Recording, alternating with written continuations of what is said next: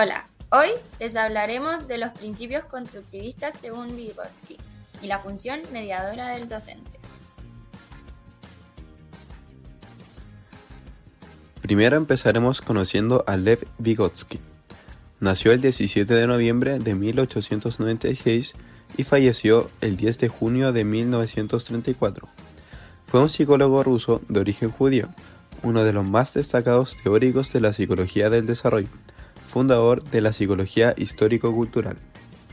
Comenzó estudiando medicina, pero se cambió a derecho para finalmente terminar estudiando filosofía en la Universidad Chaikovsky. Durante toda su vida, Vygotsky se dedicó a la enseñanza. Trabajó inicialmente en Gomel como profesor de psicología y después se trasladó a Moscú, donde se convirtió muy pronto en una figura central de la psicología de la época. Sus diferentes teorías siguen siendo muy importantes actualmente en las aulas de clases. Una de ellas es la teoría sociohistórica. Esta es incorporada por los círculos de académicos, influenciada por el constructivismo de tendencia social o sociocultural a partir de la segunda mitad del siglo XX, para ahondar en la investigación sobre cómo se construye la cognición humana, lo cual derivó en la aplicación para el análisis del fenómeno educativo y la construcción social del conocimiento en las aulas. De esta manera, una vez incorporado el aporte de Vygotsky en los circuitos de la investigación y la docencia a partir de la década de los 80, se retoma el constructivismo como una teoría epistemológica, la cual vincula al ser humano a un escenario en donde él deja de ser un receptor pasivo de conocimiento y se convierte en el constructor activo del mismo, interpretando lo que sucede en el mundo que lo rodea a través de sus sentidos, es decir, construyendo su cognición a partir de sus propios aparatos cognoscitivos, Rojeda Masco 1999, para adaptarse a una realidad social que, en cierta manera, ya se encuentra determinada por los actos de la colectividad.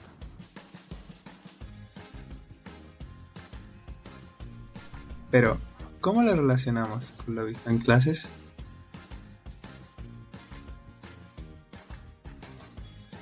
Encontramos que el aprendizaje significativo se halla dentro de la teoría de Vygotsky, dado que, para que exista un aprendizaje significativo, este debe contener praxis y ser consciente. Por lo que, si el individuo es quien construye su aprendizaje, este debe cumplir con lo previamente dicho. Además, anteriormente se habló de que el sujeto, al ser un activo constructor de conocimiento, utiliza las representaciones internas para interpretar y explicar lo que sucede a su alrededor. De esta forma, poner en acción el conocimiento previamente adquirido para poder reestructurar, lo cual se convierte en una nueva representación interna de la realidad.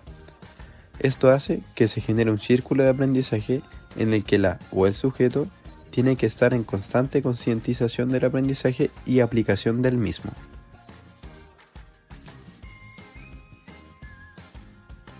Con la teoría del autor es el de investigación-acción, que por sí solo hace referencia a las preguntas de ¿cómo descubro mi propia práctica? Y otra pregunta que es ¿cómo la mejoro? Estas dos cuestiones van de la mano con la teoría de Vygotsky, ya que él hace mención de cómo un sujeto receptor pasivo del aprendizaje evoluciona a un sujeto activo constructor, que a raíz de lo que aprende se cuestiona tanto cómo aprende, por qué aprende y cómo lo ayudará tal aprendizaje.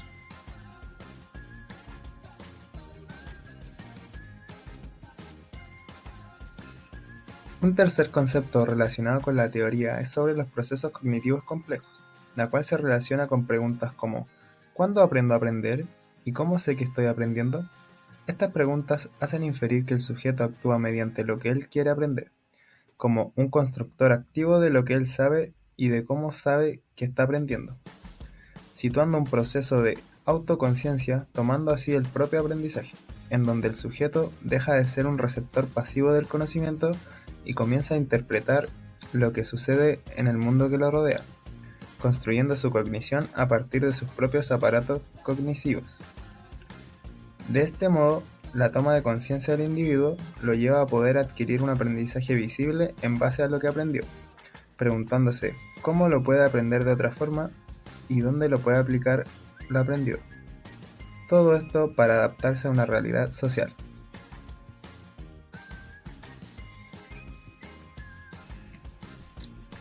Pero hay algo que no entiendo. ¿Cómo Vygotsky nos ayudó y nos sigue ayudando en nuestra forma de enseñar? Bueno, lo que él plantea en el constructivismo es el desarrollo de esta como una teoría educativa. El constructivismo, al ser una teoría epistemológica, pretende dar respuesta a la pregunta acerca de cómo construye conocimiento el ser humano. Contagia rápidamente el entorno de las disciplinas dedicadas a la educación, debido a que la preocupación principal de los profesionales del área es que métodos y técnicas instrumentadas en la planeación y el trabajo diario en el aula para que los alumnos puedan aprender. El sujeto construye su propio conocimiento a partir de la interacción que realiza con el medio u objeto de conocimiento. El sujeto, al ser un activo constructor de conocimiento, utiliza las representaciones internas para interpretar y explicar lo que sucede a su alrededor. El sujeto pone en acción el conocimiento previamente adquirido para poder reestructurar, lo cual se convierte en una nueva representación interna de la realidad. El sujeto, al mismo tiempo que construye conocimientos, transforma su cognición, haciendo de este cambio un proceso evolutivo. El sujeto está en constante transformación a través de la interacción con el objeto de conocimiento o medio que lo rodea. Además, el constructivismo educativo también se pregunta cómo hacer que el conocimiento le sirva al alumno para su desarrollo en el presente, en su futuro profesional y como ciudadano. Es decir, busca mantener la disposición permanente a aprender y que ese aprendizaje tenga alguna utilidad a lo largo de su vida. Desde esta perspectiva, hay múltiples posturas constructivistas que abordan los estudios en educación, pasando por diversas disciplinas que van desde la sociología y la antropología hasta la pedagogía y la psicología. En general, los estudios se encuentran centrados en los procesos de aprendizaje, lo cual pone al sujeto como el protagonista fundamental del mismo, distanciándose de los procesos pedagógicos de corte conductista centrados en la enseñanza. El constructivismo educativo también permite preparar al alumno para dar respuesta a las transformaciones complejas de la sociedad del conocimiento, donde es trascendente para el individuo mantenerse en el aprendizaje y actualización permanente ante los cada vez más crecientes volúmenes de información que se produce y que atañen a diversos ámbitos de las disciplinas científicas y artísticas, en medio de un entorno social y laboral dinámico sometido a constantes cambios. Así, el constructivismo se propaga de forma expedita en las disciplinas que abordan el estudio de la educación como la psicología, la pedagogía y la didáctica, siendo una propuesta de análisis novedosa para intentar explicar el fenómeno educativo, pero sobre todo para proponer métodos y estrategias que se apliquen en el aula, cuya finalidad está encaminada a la mejora de la enseñanza y el aprendizaje de los estudiantes. En definitiva, la teoría de Vygotsky tuvo consecuencias potenciales para el desarrollo de nuevas formas de pensamiento, educación y enseñanza, considerando la escuela como fuente de crecimiento del ser humano, en donde es primordial el uso colaborativo de las formas de medición para crear, obtener y comunicar sentido. Percibimos a un sujeto como un ente social protagonista y activo, siendo partícipe de su realidad, desarrollándose en diversos ámbitos sociales, por lo que lo hace producto de múltiples interrelaciones sociales codificadas e interpretadas por el habla. Así, promueve el desarrollo individual y colectivo, respetando la diversidad cultural, distinguiendo el papel del lenguaje como la construcción del significado y el conocimiento, impulsando la participación y la práctica como herramienta para crear condiciones propicias para el aprendizaje y el desarrollo.